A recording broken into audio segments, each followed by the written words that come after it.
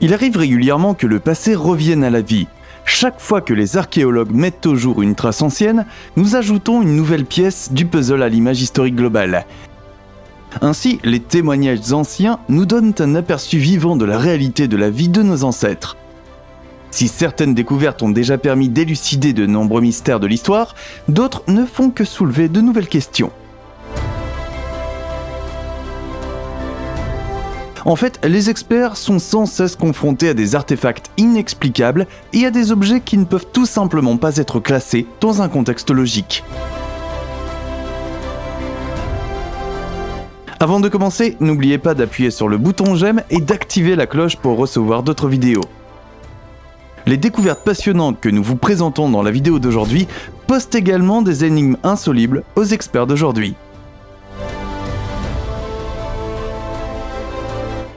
Liste des rois sumériens.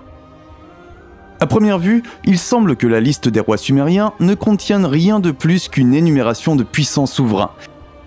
S'il est vrai que l'artefact porte les noms d'innombrables souverains sumériens et akkadiens, ce n'est pas tout. En fait, l'inscription sur la tablette d'argile s'écarte également du domaine du surnaturel. Ainsi, la liste des rois raconte que les premières villes ont été construites par des divinités féminines. Mais ce n'est pas tout. Les 10 rois primordiaux mystiques auraient régné pendant plus de 450 000 ans. Cette ère mystérieuse ne s'est terminée que par un gigantesque déluge. En fait, cette catastrophe dévorante est décrite de manière assez détaillée sur la liste des rois.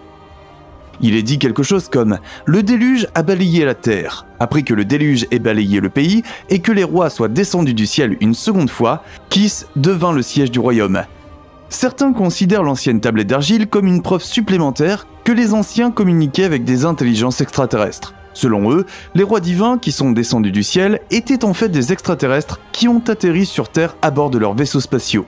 Comme les habitants de la Terre ne pouvaient pas expliquer les technologies avancées, on leur a donné un arrière-plan surnaturel. Que pensez-vous de ces théories? Laissez-nous savoir ce que vous en pensez dans les commentaires ci-dessous.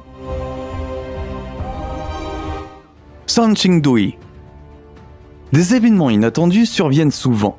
Nous sommes en 1929 lorsqu'un fermier chinois veut creuser un nouveau puits. Cependant, l'homme tombe sur un grand nombre d'artefacts anciens en jade, qui se retrouvent par détour en possession de divers collectionneurs privés.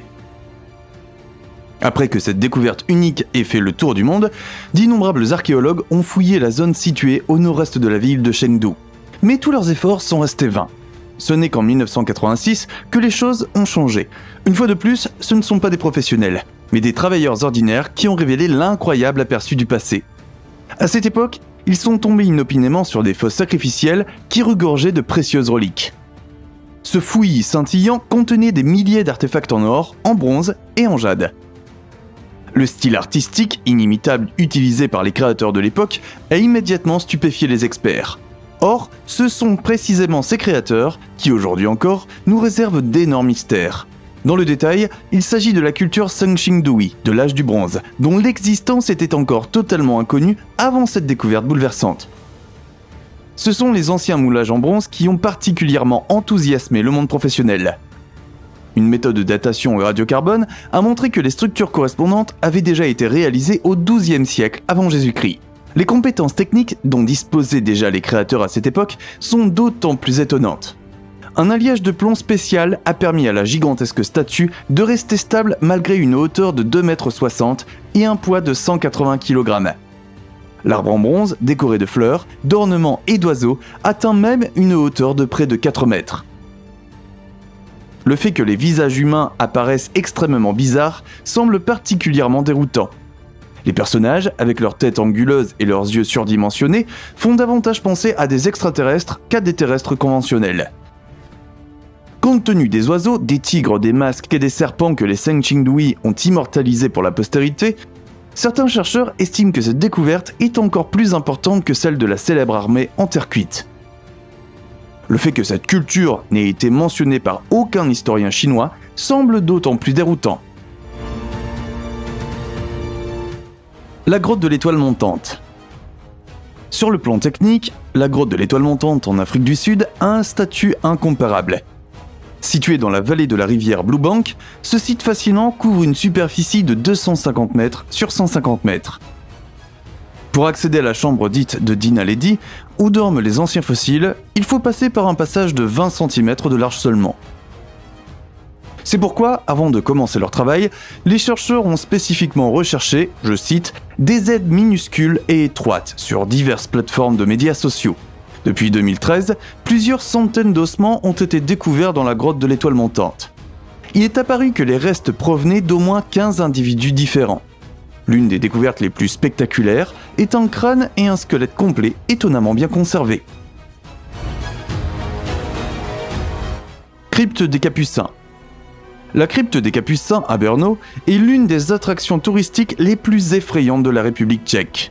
D'innombrables frères et partisans du monastère y ont été enterrés jusqu'à la fin du XVIIIe siècle. Le système de ventilation sophistiqué et la sécheresse ambiante ont provoqué la momification des corps des défunts. On estime que 200 personnes ont été enterrées dans la crypte. Aujourd'hui, 74 momies ont été conservées.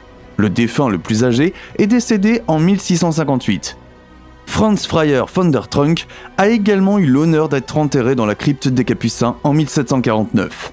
L'officier impérial aurait de son vivant détourné des fonds, commis des atrocités et commandité des raids. Cependant, comme il a laissé au monastère une fortune de 4000 florins, il a été admis dans la crypte des Capucins après sa mort. Épée d'Ulfbert. Les épées d'Ulfbert comptaient parmi les armes les plus efficaces et les plus perfectionnées du Haut Moyen-Âge. Mais qui les a fabriquées et d'où venaient-elles ? Les historiens pensent que le simple fait de voir l'inscription caractéristique Ulfbert sur la lame suffisait à terrifier l'ennemi. En conséquence, ces épées étaient non seulement nettement plus tranchantes que celles de l'ennemi, mais aussi plus légères et plus robustes. Les découvertes archéologiques montrent que ces objets médiévaux de haute technologie se sont répandus comme une traînée de poudre dans toute l'Europe entre le 9e et le 12e siècle. Que ce soit dans l'Empire franc ou dans les rangs des Vikings, presque partout, les guerriers ne juraient que par ces lames emblématiques. Craignant que l'ennemi ne mette la main sur ces épées, Charlemagne a même officiellement interdit leur exportation au 9e siècle. Malheureusement, de nos jours, nous ne pouvons plus dire où se trouvent les véritables origines de ces armes. Certains chercheurs pensent que les lames Ulfbert sont nées dans l'Empire franc. D'autres situent leurs racines en Scandinavie. Là où les historiens ne savent plus où donner de la tête, une enquête scientifique moderne s'impose. Ainsi, une analyse a montré que de l'acier dit de creuset a été utilisé pour fabriquer les lames. Or, à l'époque, cet acier était généralement utilisé en Orient et au Moyen-Orient.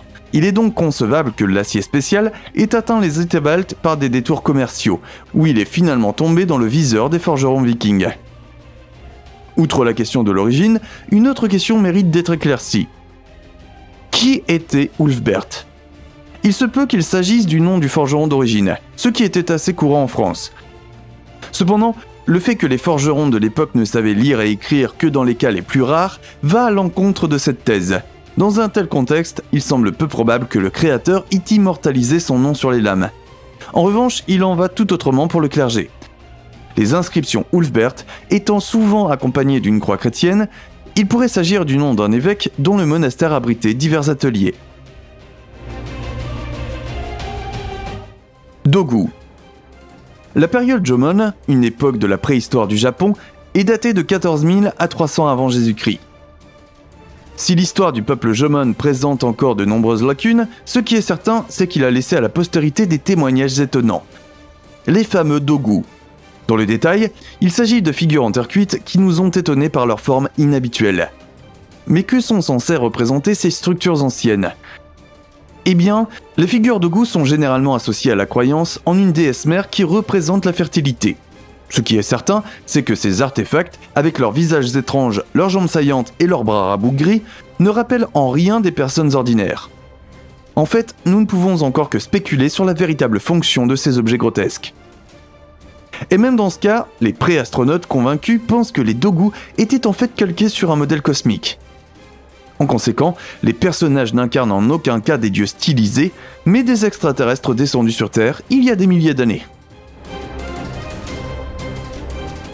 Les momies du Tarim. En quoi consiste la véritable histoire des momies du Tarim ? Les chercheurs se posent cette question depuis que les premiers corps ont été retrouvés en Chine au début du XXe siècle. Ce qui est particulièrement étrange, c'est que de nombreuses momies ont une apparence qui rappelle celle des Européens. Des recherches récentes suggèrent que les momies du Tarim appartenaient à une population indigène de l'ère glaciaire. Ce qui est certain, c'est que les corps datent d'une période comprise entre 2000 avant Jésus-Christ et 800 après Jésus-Christ. En outre, il est considéré comme certain que les momies n'ont pas été momifiées de manière artificielle, mais ont séché naturellement.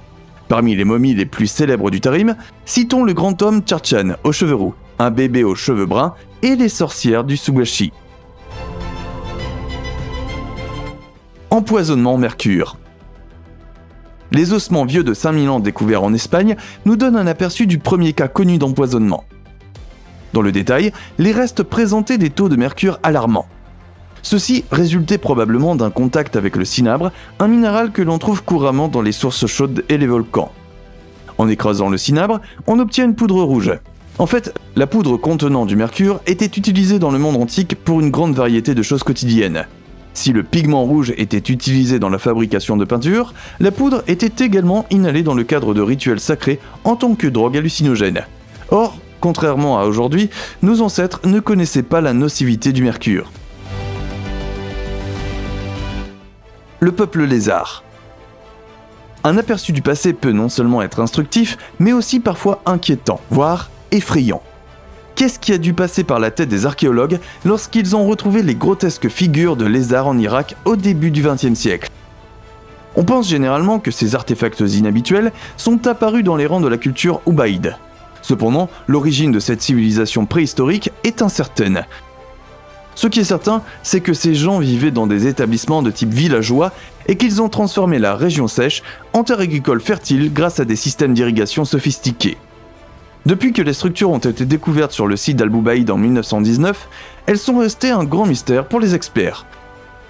Et il ne s'agit pas seulement de leur apparence bizarre, semblable à celle d'un lézard. En outre, il semble que ces objets vieux de 7000 ans portent quelque chose comme des casques et des armures.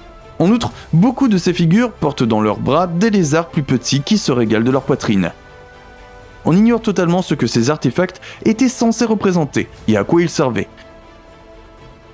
Il est très probable qu'ils avaient un arrière-plan rituel ou religieux, et qu'ils jouaient un rôle central dans le culte quotidien des Ubaïdes. La bouteille bleue.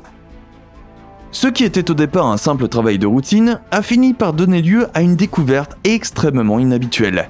Dans la ville anglaise de Kingston-upon-Hull, des ouvriers étaient occupés à déterrer de vieilles tombes dans le cimetière local. Cependant, en cours de route, ils sont tombés sur un étrange squelette sur lequel quelqu'un avait placé une mystérieuse bouteille bleue entre ses jambes. Dans ce récipient se trouvait un liquide boueux qui a immédiatement posé un grand mystère aux chercheurs. Sur l'extérieur de la bouteille en verre figurait l'inscription Hull Infirmary ou Hull Hospital. Cette circonstance indique que le personnel de l'ancienne infirmerie a délibérément placé l'objet dans la tombe. Des investigations plus poussées ont montré que la personne décédée était une femme d'une 60aine d'années. Après avoir examiné le contenu de la bouteille, les scientifiques ont déterminé qu'il était principalement composé de potassium, de phosphore et de sodium, les principaux composants de l'urine. Il pourrait donc s'agir d'un mystérieux tonique utilisé pour soigner des maladies au XIXe siècle. Sur les plus de 1500 squelettes exhumés dans le vieux cimetière, aucun ne possédait des objets funéraires aussi étranges. Rongorongo. Quand on pense au premier mystère de l'île de Pâques, les images des Moai, célèbres dans le monde entier, viennent à l'esprit. Mais saviez-vous que ces figures de pierre colossales ne sont pas le seul mystère de cette île isolée? En fait, au fil du temps, les habitants de l'île devraient développer un système d'écriture totalement indépendant appelé Rongorongo. La particularité, en raison de l'histoire de fond isolé, cette police ne peut être comparée à aucune autre. Bien que certains paragraphes aient déjà été vaguement interprétés, aucun expert n'a pu encore décoder complètement cette police unique. Cependant, les experts s'accordent à dire que le Rongorongo était réservé exclusivement à l'élite religieuse et politique. Sur les panneaux de bois découverts, nous voyons parfois des figures évoquant des personnes, des créatures inconnues, des animaux, des plantes et des objets du quotidien. Mais il ne s'agit probablement pas ici de pictogrammes, c'est-à-dire de symboles individuels qui transmettent des informations par des représentations simplifiées. Ces idéogrammes ne représentent pas seulement les objets qu'ils décrivent, mais aussi les idées qui leur sont associées. Très bien les amis, il ne reste plus qu'à donner votre avis. Que pensez-vous des découvertes étonnantes que nous avons présentées aujourd'hui? Et quelle découverte vous a le plus surpris? Comme toujours, faites-nous part de vos idées, suggestions et commentaires sur la vidéo d'aujourd'hui dans les commentaires ci-dessous. Pendant que vous y êtes, n'oubliez pas de vous abonner et d'activer la cloche pour rester à jour. Enfin, n'hésitez pas à jeter un coup d'œil aux autres vidéos de notre chaîne, auxquelles vous pouvez accéder en cliquant sur l'une des images du crédit. Merci d'avoir regardé, passez une bonne soirée et à la prochaine fois.